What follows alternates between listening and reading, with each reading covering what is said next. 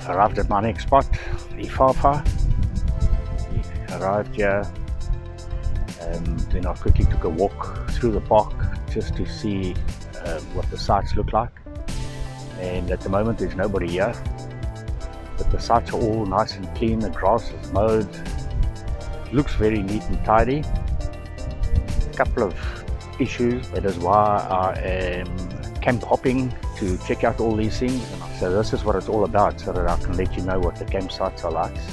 First thing I've noticed that a couple of trees are very low, so definitely going to have a problem with vans coming in, and even sites that's got low trees, but then obviously you can move to other sites, but the road leading to the different sites, that's going to be a bit of a problem. I'll do a walk around and show a lot more about the site.